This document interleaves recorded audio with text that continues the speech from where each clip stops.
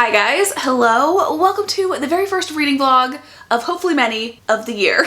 I did post a poll recently on the community tab asking you guys which of two different reading vlogs I should do first, and I definitely still want to do both of those video ideas, but we're not going to be doing either of them today. That is because I kind of accidentally started a challenge for myself. I started off the year reading an entire series within the first few days, and then very quickly after that I picked up a couple of other books and really flew through them. Basically, long story short, around day I think 8 or 9, I had read 8 or 9 books, and I was kind of like, I wonder how long I can keep this going. And as of today, it is currently January 21st, and I have read 21 books, which is absolutely insane. Any free time that I possibly have, I am either listening to an audiobook or I'm physically reading either my Kindle or an actual book. So it's definitely not something I would necessarily recommend, but we are 21 days in and I can't quit now. We're 2/3 of the way through. So that being said, I thought because I am starting to kind of slow down a little bit, I thought it would be fun and maybe motivating to read with you guys. I literally just finished a series yesterday. Actually, I didn't finish it. I have an hour and a half, I think, left on the very last book on my Kindle. So I'm gonna finish that later tonight. And actually I did start an audiobook yesterday, I think. The days are smushing together real bad now. Earlier in the month, I was able to kind of keep track of things a lot better. Now it's just a big blur. And the books that I read in the very beginning, the first series that I read this year, seems 10 years ago. So anyway, yesterday, I'm pretty sure, I started The Familiar by Leigh Bardugo. So that is currently going on my Libby app. I'm 3 hours and 41 minutes into it. There's still 9 hours left to go. I don't know why I chose such a long audiobook, but whatever. With all of that being said, let's finally go ahead and kind of start this challenge, pick a new book. I do kind of want to have a physical book, a Kindle book, and an audiobook kind of going all at once so that I have things to choose from. So that being said, before we actually pick our physical book, I do want to pick something on my Kindle. And I was actually talking to my friend about this yesterday, and she sent me a bunch of different recommendations. One of which is The Power of Hades by Eliza Rain and Rose Wilson. And this is actually the first book in a series called The Hades Trials. First of all, I love Greek mythology, and Hades specifically is my favorite. I will read anything Hades and Persephone, and that's basically what this is, but I love the fact that it's also part of a series, and if I remember correctly, I think the book was just a little over 200 pages to 250, so it's a smaller book as well. And then as far as the actual synopsis for this one, it says, I've been kidnapped by Zeus, plucked from the streets of Manhattan, and frightened half to death by a freaking Olympian god. And now I'm trapped in the underworld, being forced to compete in a series of deadly trials for the position of Queen of the Underworld, which would mean marrying Hades, the utterly terrifying lord of the dead. Who the hell wants a husband at all, let alone one made of smoke and riddled with death? I mean, me.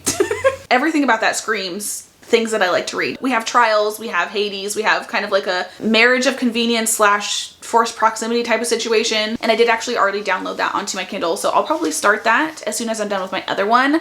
But first, I want to start off with a physical book. So let's go ahead and go into my half-finished library room. By the time you're seeing this, I think the library room will be done, but as of right now, she's still a mess. So excuse that. But let's go in there because that's where all my books are. All right, so as I said, it is a hot mess in here. I have books everywhere. I've got supplies and paint, and we have some tools on the ground. There's just, this place is a mess. But I actually do have to do some work in here as well. So I'm gonna start my physical book, but then at some point today we need to come back in here because I don't know if you can really tell, but I put a gloss on this table and there's a patch right here that I totally missed. It was back here or something. I probably would have left it alone.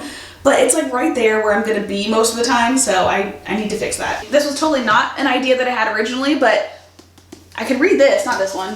This one. This is the first book in this series. This is Bull Moon Rising by Ruby Dixon, and I've had this for a bit, and I've been wanting to read it for quite some time. But the other one that I was thinking about reading is Summer in the City by Alex Astor. I feel these two are pretty good contenders. I also do have this entire series from Elsie Silver that I need to read, her what is it, Rose Hill series. I've got them all, but I have not read a single one of them yet. I've read Chestnut Springs and Gold Rush Ranch, and both of those were very bingeable, so I imagine that these are going to be the same, but they are kind of thicker, and that's making me a little nervous because I need to just get through the books quickly. Is there anything else? Oh my god. These are all just mostly, for the most part, romances. The pile on my floor and kind of my shelves and stuff is where I have the rest of my books, all of my fantasies and things like that.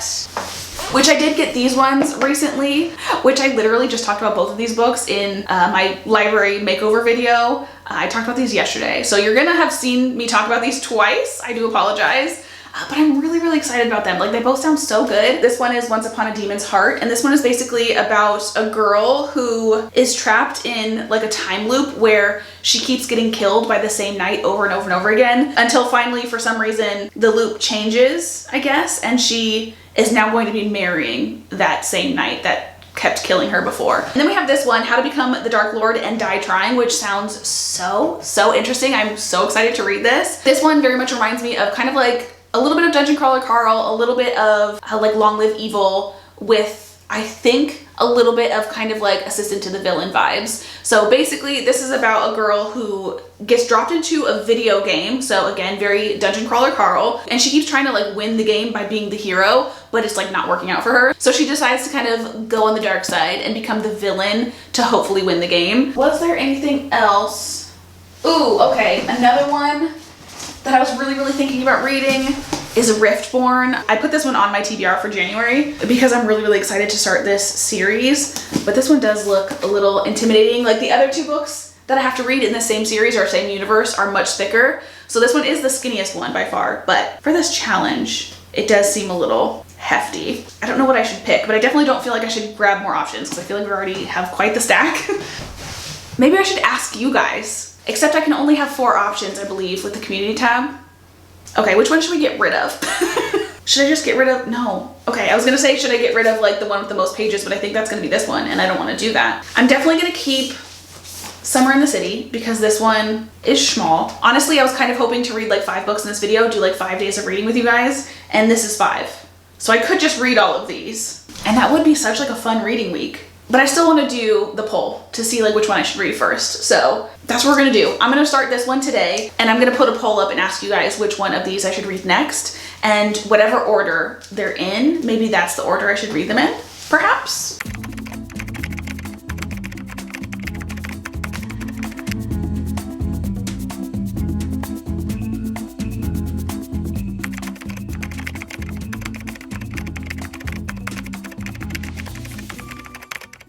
So our poll is posted. We're gonna be reading this first, and I'll see what you guys say as far as the rest of these books. And before we actually start this, I do wanna just get the table done first.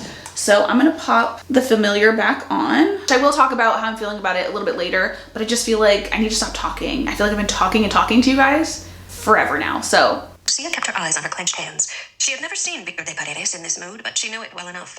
Then meet. Strike me if you are so sure I cannot look away toward you. You want to see some thunder reap? He has tried to teach me. Some thunder said nothing. He didn't fight, or resist, or cry out. His gaze was alone. No. But there was no light in it. I literally lint rolled the table, and I made sure there was nothing on here when I was brushing, and I kept this door closed while it was drying. And there is still like little hairs and furs that got like glued into the table. I'm so annoyed right now. I've got this little like sander pad, so I'm gonna try to like use this to get the little fur off, like sand off the fur parts, and yeah, we're just gonna have to re-gloss this entire table.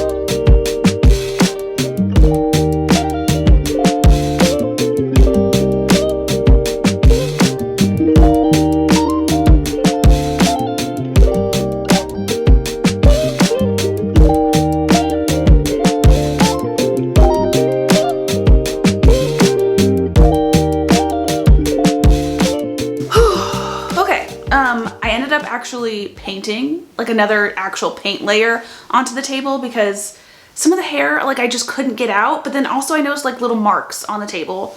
Honestly, I wanted to do another layer of paint before I did the gloss anyway, but like I was just trying to get it done quicker, so I was like, whatever, I'll just do the gloss and be done with it. And we ended up having to do a whole nother layer of paint anyway, so it all worked out in the end, I guess. Anyway, I feel like I've been talking and doing a lot of nonsense and not reading in this reading vlog, so let's go ahead and finally start our first official book for the reading vlog, which is Summer in the City by Alex Astor. This is the author that wrote the Lightlark series, which is a fantasy romance series, and this one is just like a plain contemporary romance. So I'm very intrigued to kind of see the difference between the two and if I like both genres from her. 27-year-old screenwriter Elle has a chance of a lifetime to write a big budget movie set in New York City. The only problem? She's had writer's block for months and her screenplay is due at the end of the summer. In a desperate attempt to get inspiration, Elle ends up back in the city she swore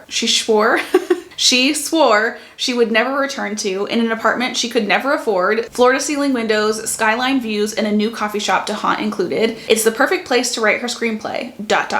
Until she realizes her new neighbor is tech billionaire bachelor Park Warren, her stairwell hookup from 2 years ago. It's been a lovers to enemies situation ever since. When seeing him again turns into a full night of hate-fueled writing, Elle realizes her enemy/twisted muse just might be the key to finishing her screenplay, if she can stand being around her polar opposite. One summer, one wall apart, he needs to fake a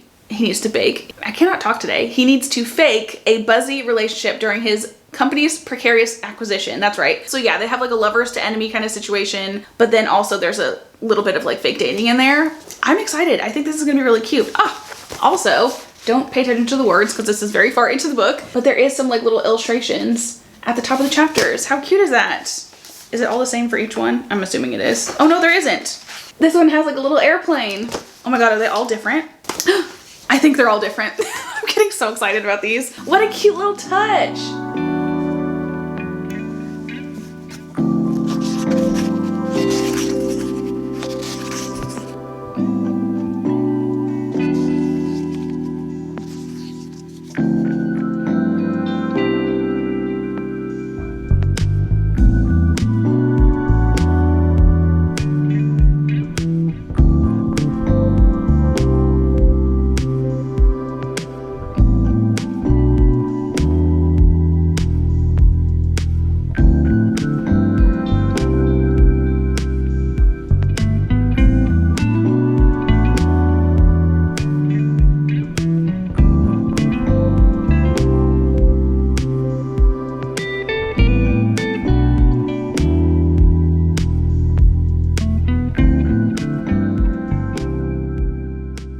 I had to take a quick little snack break. I made myself some jelly toast, but I'm currently on page 64/65. Where I'm at right now, we very much are kind of like picking up where the synopsis kind of like left off. The book basically opened up with her encounter, her negative encounter with her now neighbor, which the whole like lovers to enemies thing that the synopsis said, I feel like was way over dramatic. They had one encounter.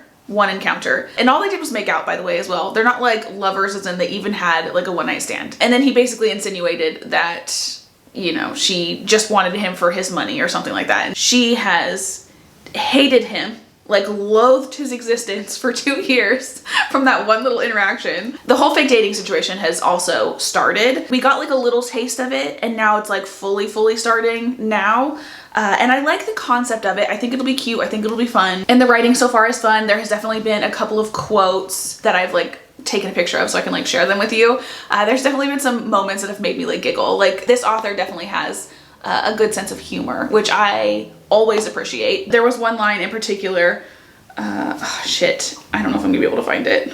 I can't find it, but basically it was like her friend was like, don't kill me. And she's like, you know, I wouldn't, like technology is way too good these days. I wouldn't get away with it. I love that. I think that is so funny. But also too, on the flip side of that, there have been a couple of like pop culture references. Specifically, one of them was like a reference to a Taylor Swift lyric or whatever. I feel like at this point that kind of stuff is a little cliche. I feel like so many people have done it now in books where they've specifically quoted Taylor Swift. And I don't remember what the other one was, but it was like really early on. They referenced something pop culture-y. And I don't know. That kind of thing is like meh to me. I think because I'm like so much like of a fantasy reader, like I read because I want to escape real life, but also it's not like the end of the world either. It's just something that kind of like when it happens, I'm like, you know, I just roll my eyes a little bit and then move on. I think those are all my thoughts so far. I feel like the character is a little over the top, our FMC, really over the top with the whole grudge holding thing. Like he barely said anything and she's like holding on to it for dear life.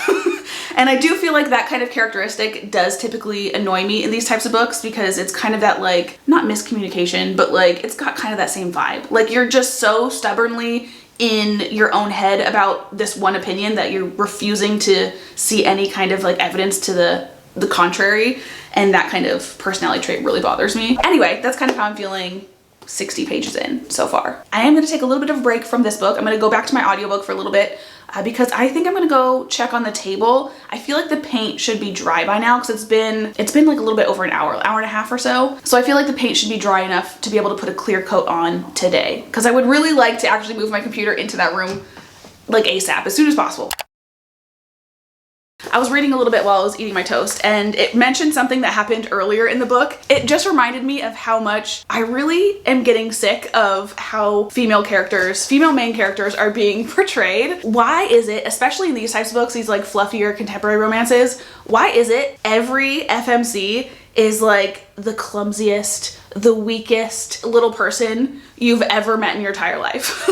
There was a situation that happened earlier on in the book. I think it was like her first night in this new apartment in New York City. She was woken up in the middle of the night by like a fire alarm. She grabbed her laptop because that was like the only thing worth saving if the building actually was like on fire. Ran into the stairwell to like, you know, escape the building. And of course the neighbor, the love interest, was also in the stairwell as well. And after they like bickered back and forth for a minute, he offered to carry her laptop, and she did respond and say like, no, I'm good. But it was more so not because of like the heaviness of this laptop, but because she just didn't want him to touch it. So she said no, and he was like, you're really gonna carry that down like 30 flights of stairs? And I'm thinking, yeah, I'm gonna carry it down 30 flights of stairs because it's a laptop. But again, because she like just does not want to accept help from him, she says no still. But then like a few flights down, she's like huffing and puffing, and in her head, she's talking about how like heavy the laptop is and stuff like that. And I'm just thinking, it's a laptop. Like, they're not heavy. Literally every time a new model comes out, it's like marketed that they're thinner and lighter than the last one. So like, how are you not able to carry that down some stairs, you know? It just seemed like really over the top ridiculous to me. And I'm just like really getting sick of these FMCs just like constantly stumbling on nothing, bumping into people's chests, and just like not being able to hold a laptop. Like, what are we doing? What are we doing? Anyway, my little rant over. I'm gonna go finish my toast, read a little bit more whilst doing so, and then we'll go finish my table in the other room. The only problem with me painting and doing this coat at the same time, or like the same day, is I didn't really give my brush enough time to dry properly. So I'm just squeezing as much of the moisture out as I can. It's not like too bad.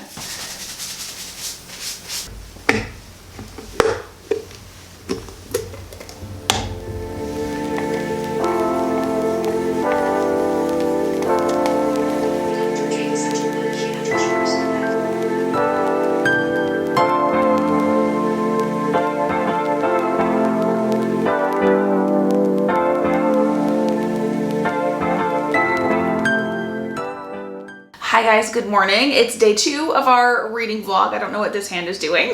It's day 2 of our reading vlog, and I did finish Summer in the City, and then I read like the hour and a half that was left in the 6th book of the series that I had been reading before I started this video. So that is finished as well. And actually with those 2 books kind of like updated into Fable. Again, it is the 22nd today, and we have officially read 23 books. So we're slightly ahead of the game, which is good because the little grouping of books that we have next to kind of pick from are a little bit thicker. And I do want to get some work done in this room today, like some real like organization done. So I won't actually be able to like physically read a book for a good chunk of the day. So I'm gonna need like today and tomorrow to finish like the next one that we pick. But before we do that, let's go ahead and talk about kind of like finalize my thoughts on Summer in the City. Overall, I have conflicting feelings about this book. Like, I enjoyed it. I thought it was cute. I thought it was fun. But I feel like a lot of those feelings are because I follow the author online. And just in general, like the author just seems like a really sweet person, and she seems really fun and bubbly, and honestly I couldn't help picturing her as the FMC in this book. So I feel like the cuteness and like the happy feelings that I have for it are because of that almost. Like, it was a cute story, don't get me wrong.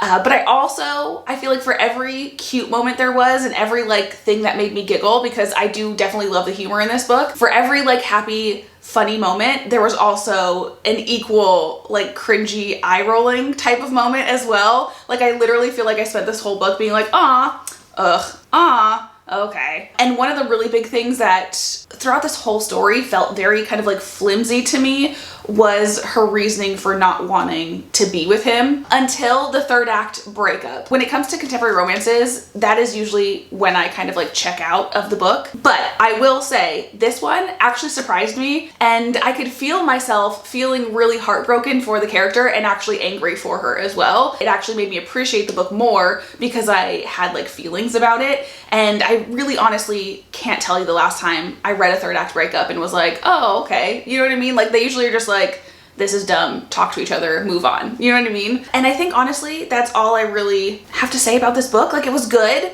I don't really know what my star rating would be. Maybe like, I want to say maybe a 3. If Alex Astor was to write another contemporary romance, I would pick it up. I don't know if I would buy it. I mean, I would just for the simple fact of like, I have every other one of her books. So I want to like have the whole, you know, collection of books that she has published. But contemporary romances in general, I don't really see myself purchasing much of moving forward. And I kind of had the same thoughts last year. The only ones that I bought, I think, were from like Elsie Silver and like this one. Like I only bought a handful. And I feel like that's just going to be how it is from now on. They just don't hold my interest as much as they used to. But again, this one was cute. So that is that.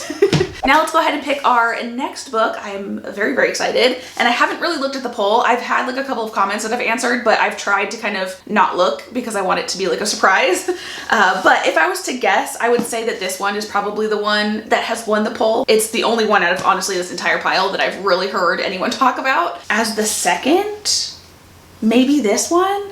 I don't know. I feel like I've literally never heard anyone talk about these ones. Like this one was suggested by one of you guys, I think, in like a comment. And this one I saw in one other person's video. But aside from that, I've never heard of these two books. This one, honestly, I haven't really heard of either. I only found it because it's Ruby Dixon and I was going through like an Ice Planet Barbarians kick. Oh. Okay, this is actually so much closer than I thought it was going to be, but also it makes sense to what I just said. So Riftborn is number 1 with 34%. So technically I should read this one next, but I'm actually kind of thinking maybe I'll read this one last, purely for the fact that, first of all, I like to save the best for last. I am one of those types of people, but also this one is kind of like got a whole universe that I need to read after. And I just feel like this one has a very high potential of once I get sucked into it, I'm not going to want to like deviate. So I kind of want to save this one for last so that I can read this one as my last book. And then once I'm done with the video, I can like continue on with the series, if that makes any sense whatsoever. So we're gonna go ahead and move on to the second highest pick, which it's very, very close, which makes sense with what I said of like these 3, I have no idea what order they're gonna be in. And literally it's 24% How to Become the Dark Lord and Die Trying, 20% for Once Upon a Demon's Heart, and then 21% for Full Moon Rising. So it's like 20, 21, and 24%. So they're very, very close. But that does mean with 24% that this is going to be our second highest picked book. So this is the next one that we're going to read. And honestly, I'm very, very excited. Also too, I did get a comment from one of you guys saying that if I'm like in the mood for a first person POV that is sarcastic and kind of snarky, that this is the one that I should pick. And I like live for a sarcastic, snarky character, or just like a tone. Like I love a sarcastic tone. I love a humorous tone. I didn't say it, I don't think, yesterday, but this is the one that I was kind of hoping would win. With that being said, let's go ahead and read the synopsis to get even better of an idea of what this is about, because I honestly don't remember what I told you yesterday. This one says it's a laugh out loud fantasy tale about a young woman who, tired of defending humanity from the Dark Lord, decides maybe the Dark Lord is onto something after all. Davy has done this all before. She's tried to be the hero and take down the all-powerful Dark Lord. 100 times she's rallied humanity and made the final charge, but the time loop always gets to her in the end. Sometimes she's killed quickly, sometimes it takes a while, but she's been defeated every time. This time, she's done being the hero and done being stuck in this endless loop. If the Dark Lord always wins, then maybe that's who she needs to be. Yeah, that just sounds so good to me. And there's also a lot of like quotes from other authors, I'm assuming. Yeah, one of them is from Matt Dinniman, who is the author of, where are the books? Dungeon Crawler Carl, which I've been absolutely obsessed with as well. So he says, a sarcastic, action-packed, intrigue-filled misadventure, one of the funniest books I've read in a long time.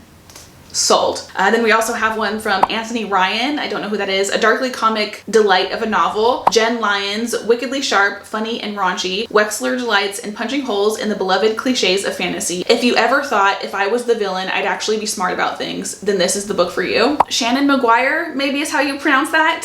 Fast-paced, brilliantly, I cannot say that word for some reason, brilliantly raunchy. And Unforgettable, my favorite read of the year. From Peter Klein's. I honestly can't remember the last time I had this much sheer fun with a book. But anyway, let's go ahead and get started with How to Become the Dark Lord and Die Trying. And perfect, we have a map that is like handwritten, like doodled. I definitely feel like that fits the vibe of this book, and it's like, looks like it's supposed to be like on a napkin. It's a McDonald's napkin, I just realized. Or it's WickDonald's, not McDonald's. Prologue, life number 237. I'm already obsessed. I've read literally a line and seen a map.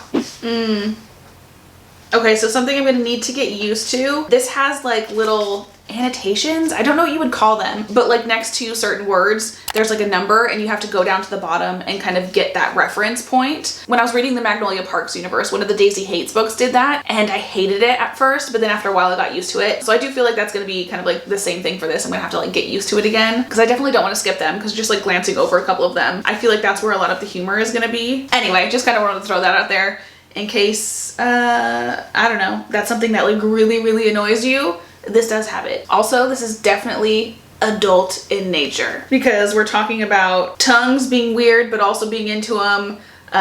This one just talked about a hard-on, and again, I'm on page 2. I'm on page 61, which is the start of chapter 3, and I thought we would do a little bit of an update. It definitely does have a very like sarcastic tone and things like that. I like that, but also I'm kind of liking that where I am now, it is starting to kind of like recede just a little bit, because it was getting, like when I first started reading it, I was kind of like, okay, this is kind of a lot, because it's literally every sentence. But then also I think the reason why it works really well in Long Live Evil is because she's very much constantly sarcastic, constantly snarky, constantly kind of the humor, you know what I mean? Like our FMC in Long Live Evil. If you're unfamiliar with that series, it's about a girl that gets dropped into her favorite romance novel, and she finds out she's the villain of the story. So she's just kind of like having fun with it, going ham, being a villain, but she is still very much like a modern girl in this like fantasy old world kind of setting. So everyone else acts like that, and she acts modern. In this, everyone is kind of acting the same as our FMC, so the balance is kind of not as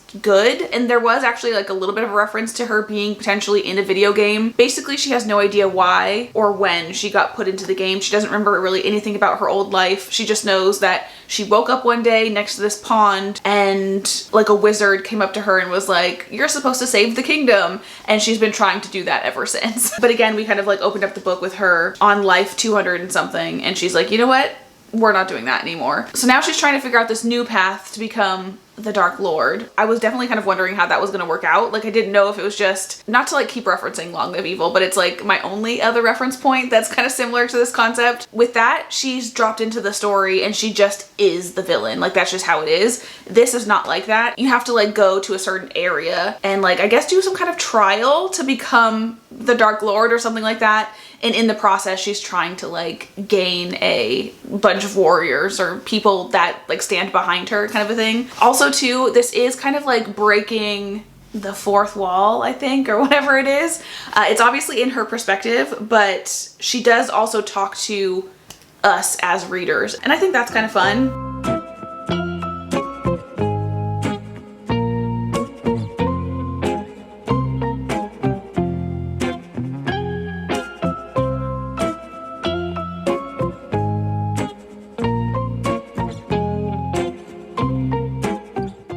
So far, I think my comparisons to this book, or like what I expected from it, have been pretty true. It definitely has a very cartoony, goofy kind of vibe, like Assistant to the Villain. That is kind of more cozy to me and kind of like slower paced, fairy tale-esque. This has a lot of like references to more adult natured things. There is a lot of like gore, not in like a horror movie type of way, but in like a cartoony, like anvil splatting on someone's face kind of way. And surprisingly, it does actually remind me a lot of Dungeon Crawler Carl as well. Not in the way that I was necessarily expecting, but just in the chaotic kind of random insanity that it is. Although I will say the little stuff at the bottom is kind of annoying me a little bit, just because my brain is just like completely ignoring that the numbers exist. So I will read the whole page and then I get to the bottom and I see that there's like a little annotation and I'm like, oh crap, what is that in reference to? So then I have to like go back over the page and kind of find the number. So it's definitely slowing down the reading process a little bit. Anyway, that's kind of how I'm feeling about this book right now. I don't know if I'm going to update you anymore today just because I'm officially sucked in. So I'm pretty sure I'm just going to like continue reading for the day. I ended up finishing The Dark Lord the next day, and I immediately had to run out and get the next book, so we headed over to Barnes, and I found the book pretty quickly. Literally, the first table we stopped at had the book I needed, along with a bunch of other books that I really wanted to get, so here are a few that caught my eye, and feel free to pause and read the synopses.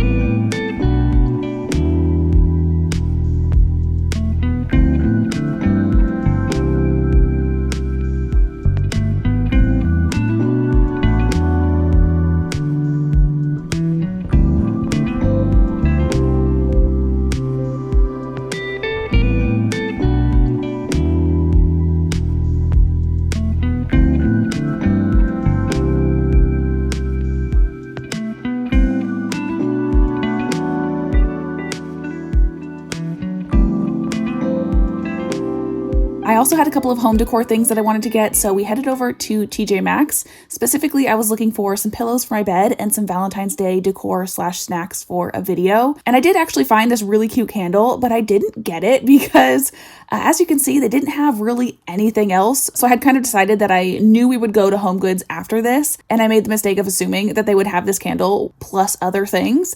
And unfortunately, they did not. And that being said, we also had similar luck with the bedding. There were a couple of these like reading chairs. I don't know if they're specifically reading chairs, but that's like what I would use it for. So that's what I'm going to call it. But they had a couple of these, and I was actually looking at these online a couple of days before this. But again, I didn't end up getting one of these either, just because we were on a mission. I needed some pillows specifically for my bed. And yeah, they didn't have those either, and neither did Home Goods. So this was a big fat fail. That being said, I did find a couple of things. So let's go home and see what I got. Hi guys, good morning. It's Monday. So I didn't film anything over the weekend except for our little trip, and I figured I would just show you what I got, and then we can kind of like get into the reading updates, because although I did not film, I definitely did read. So anyway, but first things first, let's go over the stuff that we got at Home Goods before we get into Barnes & Noble. I literally did not find a single thing that I went to Home Goods to find, but I did get some other stuff.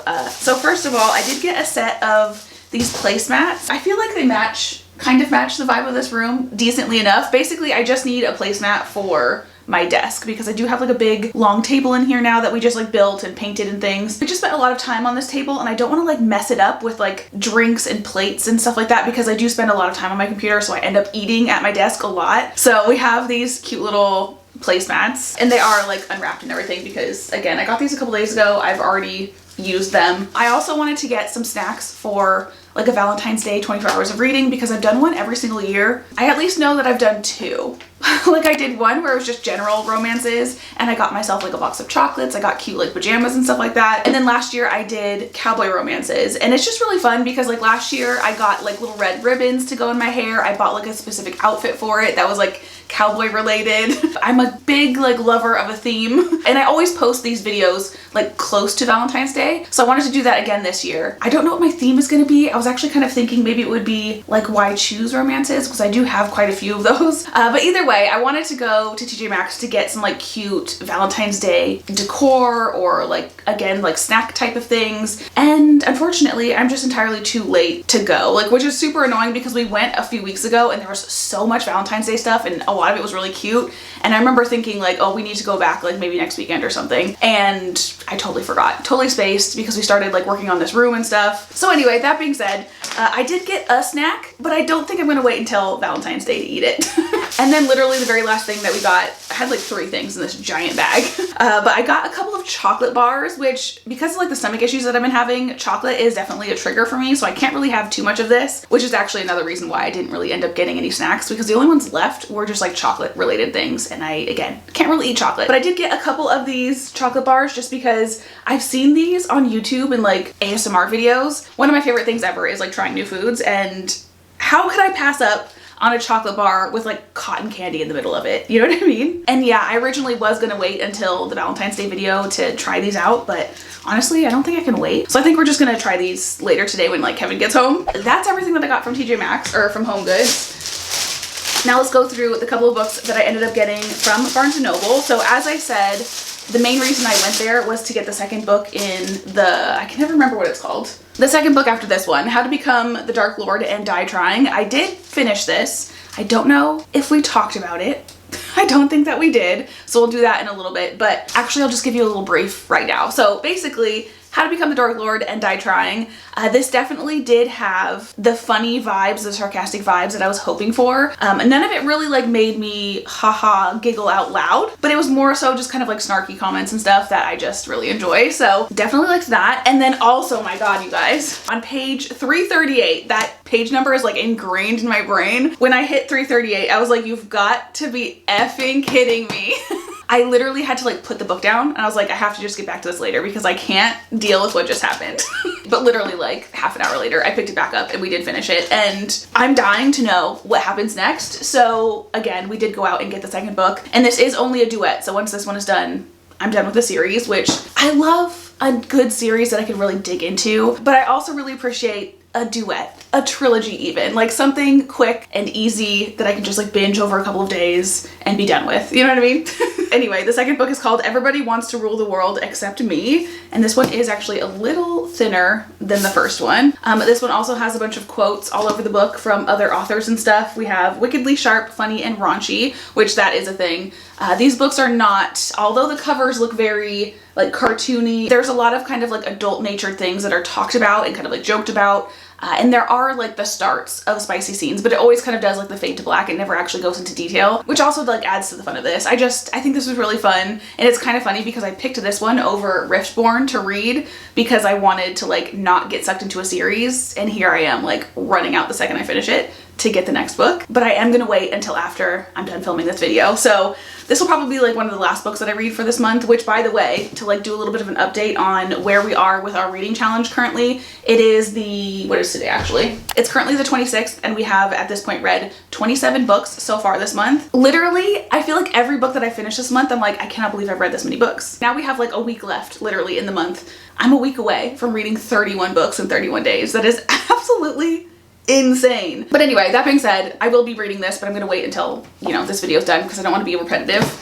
But then also, while we were at the bookstore, I couldn't just get that one book. There were a couple of tables in the middle of the store that I literally wanted every single book from, but I did control myself and I only got one. And honestly, I'm not gonna lie, I got this one mostly because it's just a really, really pretty book. So this is To Bleed a Crystal Bloom, and it's part of the Crystal Bloom series by Sarah A. Parker, who wrote When the Moon Hatched, which I have. Still not have read it yet, but I have it. And this one is basically a Rapunzel reimagining, and I thought that was fun. I love a reimagining slash like retelling, so I'm very, very excited. But then also, like I said, this book is just really, really pretty. The whole cover has kind of like a little bit of like metallic sparkly sheen, which I thought was really, really pretty.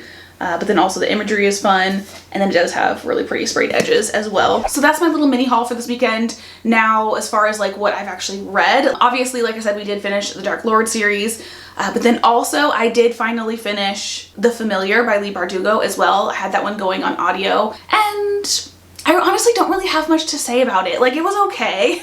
I think I rated it like 2.5 to 3 stars. I don't know, like I listened to it, I thought it was decent, but I was never at any point like super invested in the story. And honestly, if you were to ask me like what it was about, I don't really know. Like I do, but I don't know how to like explain it. Basically, we have this girl who has powers, but she has to like kind of hide them because of her Jewish descent. She's also a scullion, so she's basically like a servant to this like rich family.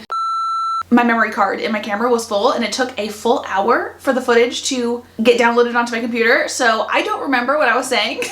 I know we were talking about the familiar, but I don't remember specifically like where I left off. But basically it kind of gives historical fiction vibes. That in and of itself, I knew I wasn't really gonna love it that much. But aside from that, I feel like the only other thing that like really stood out to me that kind of bothered me, I guess, or I just didn't like as much, was it didn't really feel like there was much of a point to the book. There was definitely a plot. We followed the Scullion, I think it was what she's called. Again, she's kind of like a servant type of character, and she kind of like lets slip her magical abilities, and she is forced into this competition, which actually that whole setup sounds really interesting, but I don't know, I feel like everything that happened after that, and even during the competition, it just kind of felt like the book was pointless in a way. And I don't want to like obviously give any spoilers away if you're curious about that book. It was a well-written book. I did enjoy listening to it. I feel like the narrators did a really good job at, you know, making the book interesting and things like that. And just in general, the book was interesting, but it definitely was like not my favorite read ever. I gave it like a 2.5,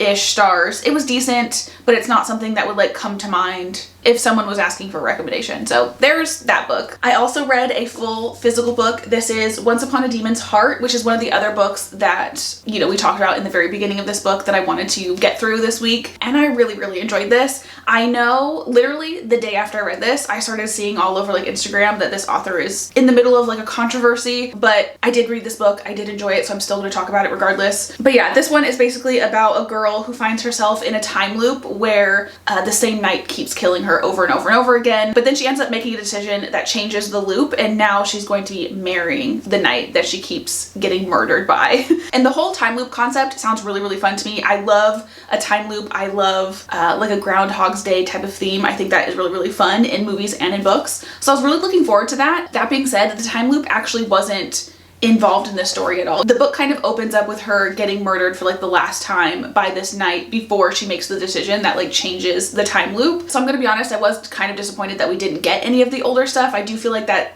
helps kind of feel more in the character's shoes if you get to experience some of those time loops as well. Also, another thing that I liked but then also didn't like a little bit was it is multiple point of views, so you do get perspectives of both of the characters, but you definitely do not get like an even amount of them. I feel like for every like 5 to 6 chapters that you get in our FMC's perspective, you get one from the MMC, and they're like a page or two long. Like, they're very short. And I wish we had have gotten a little bit more from him, but again, I still liked the story overall, so at the end of the day it didn't really matter, I guess. And then also another thing that I did actually really, really love about this book is the illustrations in it. So first of all, I got this book purely based off of the cover. I just think the art of this is so, so pretty. But then we also have this really, really cool map, and then we have some character art here. They give the vibes and I'm obsessed with them. Then you also have this one with like the world notes, which I don't think I even read. And then you get this illustration before every single chapter. But what I thought was kind of cool is this one is obviously in the perspective of our FMC named Alira. But then when you get one from our MMC, the image is flipped so that he's kind of more prominent and she's at the top. And again, when it's her perspective, you get her at the bottom and him at the top. I just thought it was kind of fun that they like flipped it back and forth between the perspectives. I think that's really all I had to say. I really, really enjoyed this book. It was very much a binge one. I started it on Saturday at like 6 p.m. and finished it at I think like 10 or 11. Like I meant to only just kind of start it, and I ended up just binging the entire thing in one sitting. And then the very last book that I finished over the weekend was a book that I read on my Kindle, which was called something. It's called The Power of Hades, and this is the first book in a trilogy, which the books are very, very short. I think this one took me like 4.5 to 5 hours to read, so it was a really quick one. As far as like the Hades book, this one was cute. It definitely wasn't the best written book I've ever read. I hate saying negative things because I don't want like bash anyone's writing, because like, who am I? I am not a writer. Who am I to comment on someone else's writing? You know what I mean? But it did feel a little immature in a sense. Not immature as in like it was written by a child. I mean it more in the sense of like it feels like the first book from someone, if that makes sense. Like, it wasn't the most developed world, and I feel like the way information was explained seemed to kind of just be someone stating facts instead of like intertwining it into a story, if that makes sense. If it's not obvious from the title, this one is about Persephone and Hades. And these 3 books, this little series, is part of like a bigger universe where there is other trilogies that involve other gods. Basically what this one is about, it's about Persephone, who is a human, and she gets tricked into going into the underworld by Zeus and is then forced to compete to become Hades' wife. But very quickly into the competition, she actually finds out that she's already been married to Hades in the past, and her memories were erased and she was like sent to the human world for some unknown reason, which into the second book, I still don't know what that reason is. And I am getting a little nervous that it's going to be very lackluster. Whenever I read fantasy and there's always this like really long journey to find out some sort of secret or some sort of like hidden power, I feel like when it's finally revealed, it's always kind of a little like, oh, that's it.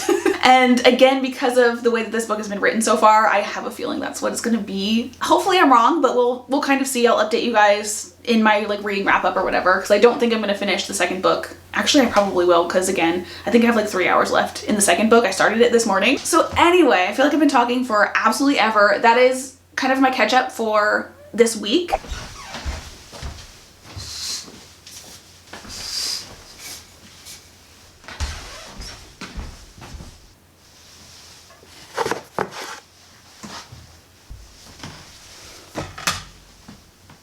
Hi guys, good morning. It is either going to be the last or the second to last day of this vlog because today is January 30th and I still have 2 more books I need to read. My momentum with this challenge over the last like week and a half has definitely kind of like slowed down a little bit, which honestly I'm surprised it didn't happen earlier, so I'm happy that it's just barely now happening. But I am getting a little stressed out just because again, we only have 2 more days and I have 2 full books I need to read, and I just like cannot fail at this point. You know what I mean? It's the 30th. I have read 29 books. I can't choke at the last minute. That being said, kind of like a little bit of an update because it has been, I think, a few days since the last time we talked.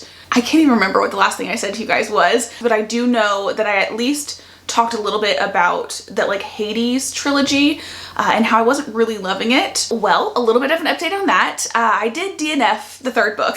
Throughout the entirety of the 1st book, I was kind of thinking that I didn't think I was going to continue on to the 2nd one, but then it left off on like a little bit of a cliffhanger. So I was like, well, I'm interested enough to kind of see what happens next. So I did read that full book, and again, it left off on a cliffhanger. So I decided to just go into the 3rd, might as well finish it off. But very quickly into the 3rd book, I just realized that I did not care whatsoever about what was happening, about the characters, and I was very tempted just for the sake of this challenge to just push through and finish it because it was a pretty short book, but I really didn't want to waste time on things. The point of this challenge was not to like force myself to read things that I didn't care about, you know what I mean? So yeah, so I did go ahead and DNF that. And to kind of like make up for lost time, if you will, I wanted to find something within the same sort of page count. And me and my friend just happened to have been talking about Ice Planet Barbarians like the day before or something like that. And I've only read up to the 9th book, I believe it was. So I figured I might as well read the next one in that series. I don't remember what it was called, but it's this one.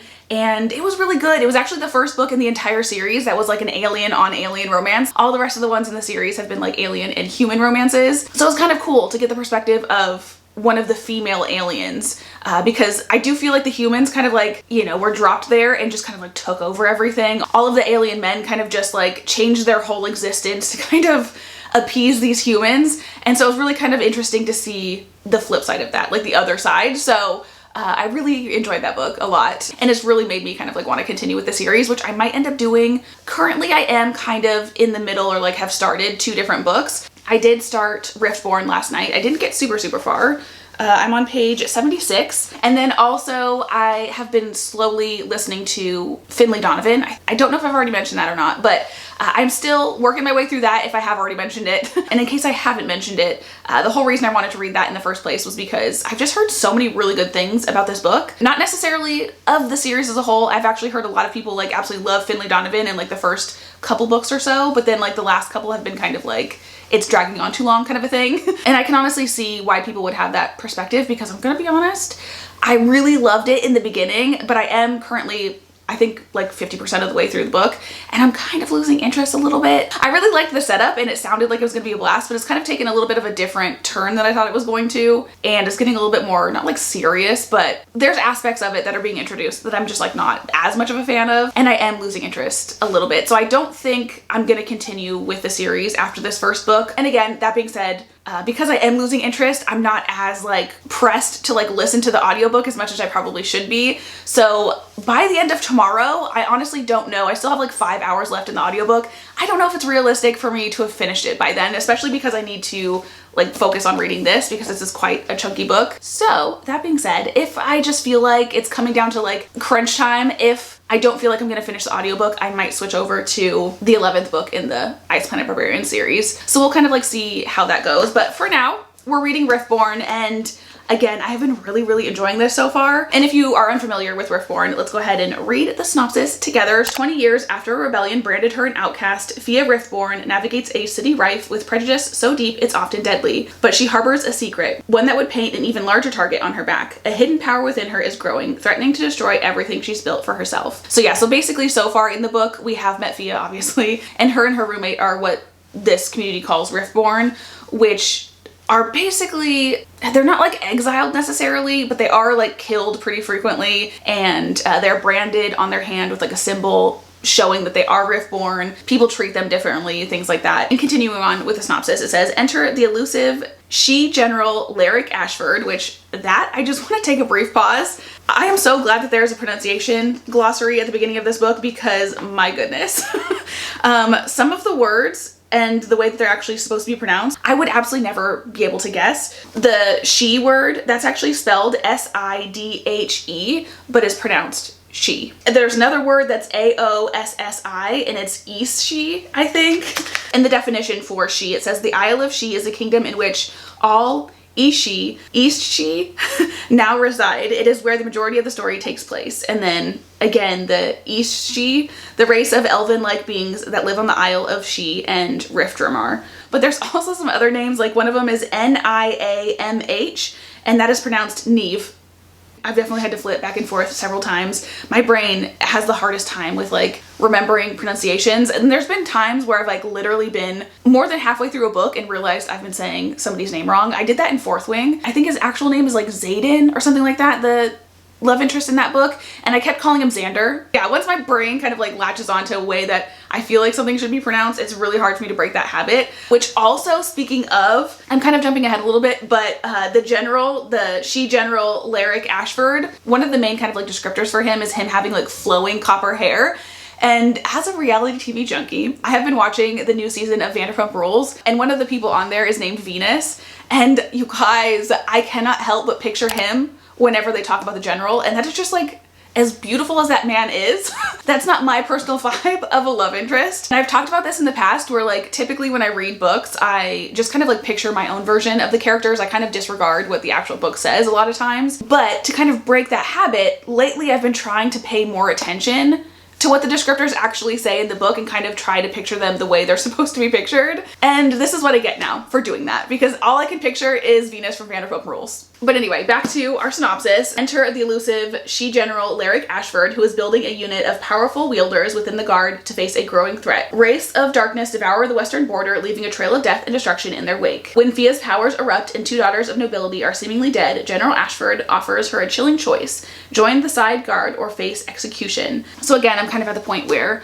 the synopsis has now taken place and we're moving on to like the rest of the story. And they've actually talked about two separate occasions where her power has kind of like erupted at this point, and it's been different both times. So I'm very curious to kind of learn more about her power. I'm very intrigued. Where I'm at currently, she just now got to the general's office or whatever to like be like, fine, I'll join, kind of a thing. Also, so far the general is not what I thought he was gonna be. Like they keep just mentioning him as being like this like overbearing presence, not overbearing, just kind of like large, in charge kind of presence. And the interaction that they're having now does not seem that way. Like he seems like just irritated by her. Like he keeps sighing, is like, ugh, we're gonna have to like get rid of this attitude of yours, kind of a thing. He doesn't seem to be very like mean yet, which I'm honestly a little disappointed in. I want him to be a little bit more rude. There's nothing I love more than a really rude, aggressive, just kind of, maybe not aggressive, but like really rude brick wall kind of a person that the FMC kind of has to like slowly chisel away at. It's just my favorite thing ever. It makes for like the best tension in my opinion. And I'm also starting to honestly not really mind a little bit of bullying at this point, which is actually perfect because I do plan on reading Zodiac Academy, or like starting that series in February. And I've heard that the first book is very bully romance. And originally I was kind of nervous about that, but now I'm kind of excited. I've read a couple of series recently. Blood of Hercules was very kind of bully romance. The Psycho Shifter that kind of like started this whole challenge to begin with was very much like that as well. And I don't know, there's something about that that I'm really loving lately. So I'm really excited to get into that series. But anyway, let's go ahead and get back into this one. I was just reading this a little bit. I did a 20-minute walk on the treadmill earlier and decided to kind of like get back into it. So especially now that again, she's giving into like this to be part of the guard and stuff. I don't know, for me personally, the first book in a series, the first and second book are almost always my favorites. I've heard a lot of people mention that like this one is a little slow compared to the rest of the series. And if you don't like this book, like keep going because it gets better. But personally, I love the buildup. I love the world building. I love kind of like the first interactions. I love, you know, the training montages, the building of relationships. Like I love that part. That's always my favorite. Actually, a prime example of that is with ACOTAR. A lot of people's favorite book is the third.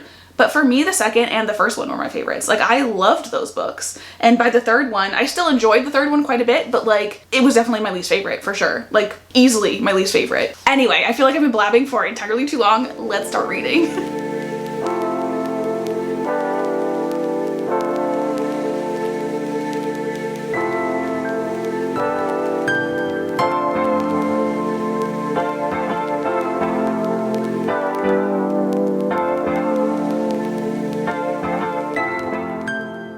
So I assumed when she joined the guard that she'd be like living there, but he's talking about like the fact that he rented out a gym for 3 days so that she could still be by her work. One of my favorite tropes is like forced proximity, and this doesn't seem very forced, and there doesn't seem to be a whole lot of proximity. What is this hair doing? Just trying to do its own thing, and it needs to just stay with the group, you know? It's been a couple of hours, 2 to 3, since the last time I talked to you guys. I did read up into chapter 23, page 171, but I have not been reading this entire time. I was also getting a video uploaded and like finishing off that and making a thumbnail and stuff, so that took me some time. And it's only like 4 o'clock right now, but we did get an early dinner. We got some Chinese food and I'm gonna go eat that in a second. But before we do that, I wanted to update you guys on kind of like my thoughts on the book so far. First of all, I do feel like there is a little bit of a disconnect between the thoughts and feelings of our FMC and the general, like her thoughts of him, because every time we get like her inner dialogue, she's always just like, oh, he's the biggest jerk, he's so mean, he's so this and he's so that. Like they're all negative, like really negative things. He just wants to like murder me and yada yada yada. Except he hasn't done anything aside from being just generally the general, you know what I mean? He's not like the sweetest guy ever, but he's definitely not really done anything to her. I'm really sorry if these dots are distracting. I can see them like moving at the corner of my eye. Anyway, that in and of itself, like her feelings towards him and being like really stubbornly in those feelings isn't like anything new. It is one of my least favorite character traits in characters, but it happens a lot, so I can look past that. Except for, I feel like that also kind of carries into just like the story in general with the Riftborn versus the She people.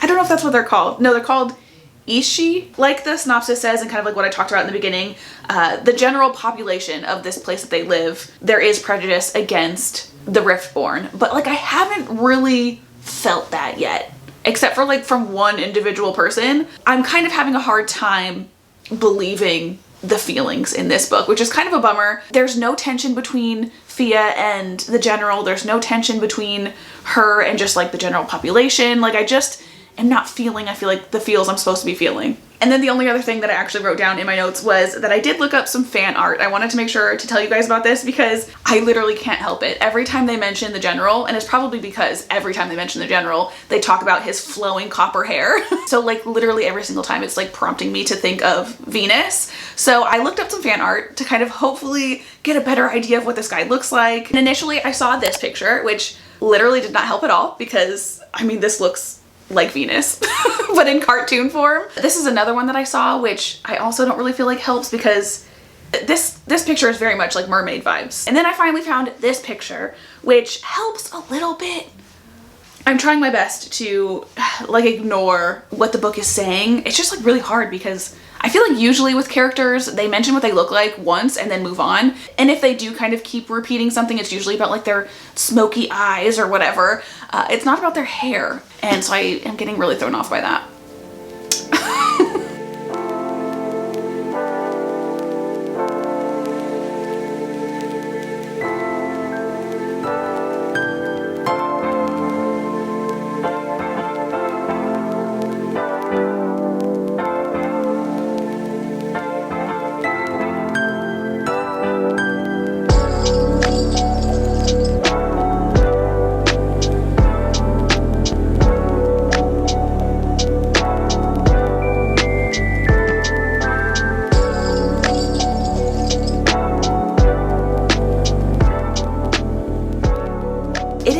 Much later. It's almost 8 o'clock and I think this is going to be the last update that I have for this book for the day. I'm currently on page 277, which is the start of chapter 36, so I only have like this much left. And I do feel like my thoughts overall on the book have definitely improved since the last time I talked to you. I mean, I was liking it before, but again, now that it's kind of getting like more into the meat and potatoes of her actually like training and things like that, I'm liking it a lot more.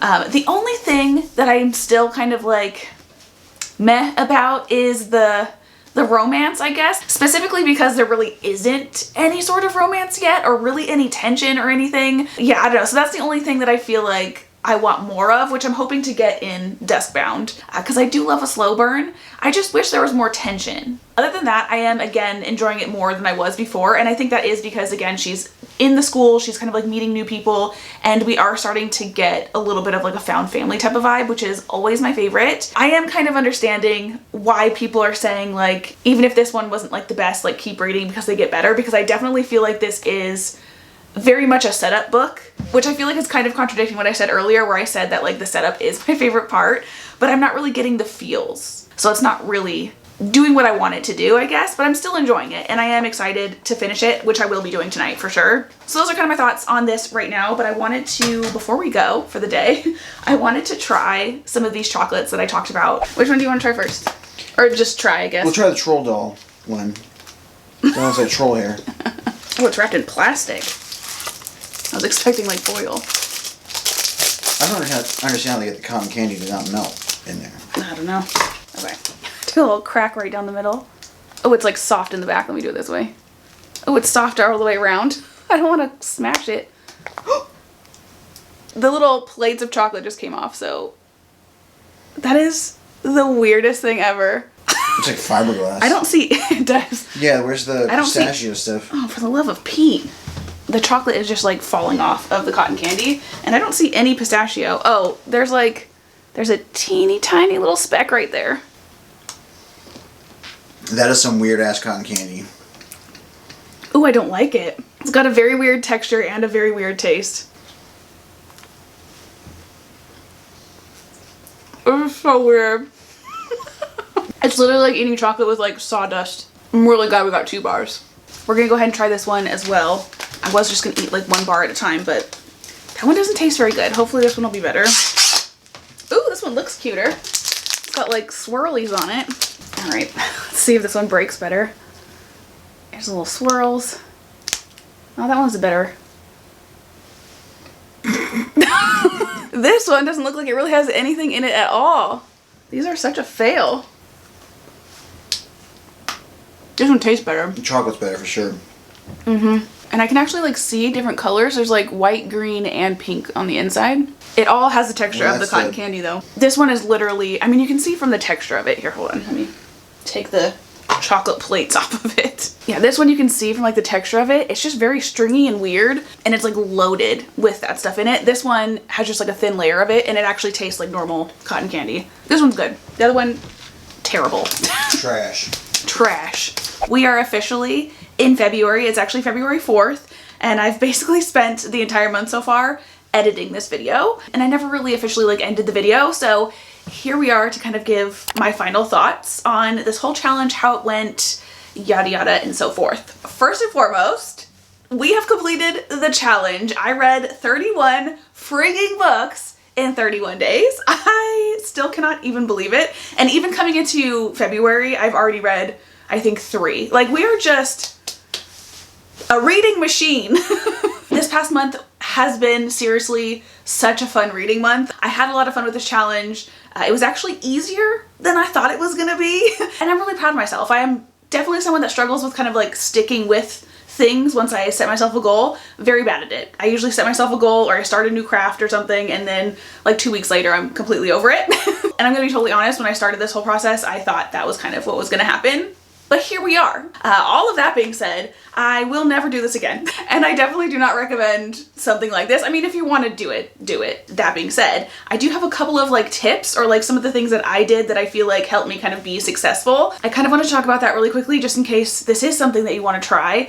Again, it was fun and I had fun like pushing myself. So I don't know, I guess in that sense I would recommend it, but also I literally had absolutely no life whatsoever for the entire month of January. But again, if you do want to do something like this, these are a couple of the things that I specifically was very intentional about doing throughout this challenge. So first of all, I definitely aired more towards shorter books, like 250 to 300 pages versus longer ones, which actually was kind of a struggle as far as like my physical TBR, which that is also something I want to talk about, because you would think me reading 31 books in 31 days would be a perfect opportunity to read as many of my physical TBR books as I possibly can, since that is one of my big goals for this year, is to read my physical TBR. But you would be wrong. I think I read like a handful off my physical TBR. Or actually, let's just go over it really quickly. Here are all of the books, the 31 books that I read in the month of January. And I'm gonna go ahead and gray out the ones that are not a part of my physical TBR. So the ones that are in color right now are the ones that I read from my physical TBR. I ended up reading a lot on my Kindle. So kind of like back to our tips. For some reason, I feel like I read faster on my Kindle. I don't know if that's like a real thing. And it is actually something I'm kind of interested in testing. Like I kind of want to do like a reading vlog where I try it out. Like read a book, like a physical book, and read a book on my Kindle that have kind of like the same page count, and actually see if there is any difference in my reading speed, because I don't know, I just feel like I read on my Kindle so much quicker. Audiobooks also helped a lot because it kind of like filled in the gaps. I only ended up reading I think 3 or maybe 4 throughout the entire month, but those 3 or 4, I didn't have to actively like do anything for me to read those, you know what I mean? So it's kind of like a freebie book. But also too, as you saw from like the graphics and stuff that I put on this video, I did kind of always have several books going at once. I made sure that throughout the entire month, I constantly had a Kindle book, a physical book, and an audiobook all going at once. And that kind of helped with being able to kind of like pick and choose what I felt like reading on whatever specific day. Oh, actually another tip that I had was that I read series when I could. Again, that was actually what initially started this whole process in the first place, was because I binged a series within a few days. Books and series typically leave off on a cliffhanger, which always makes me want to immediately pick up the next book. Anyway, I feel like this video has been so chatty, and I so apologize if that is not the type of video that you like to watch. I initially wanted there to be a lot more like things going on, but again, there's just no time. I had to just read. Let me know if you've ever done anything kind of similar to this, or if this is something that is kind of intriguing to you. No hard feelings if it's not whatsoever, because honestly, same. Again, I will never do this again, but I am happy that I did it the one time. So anyway, with that is everything that I have for this video. I hope you guys enjoyed. I hope you have had the most amazing of days, and I will hopefully see you in the next one. Bye.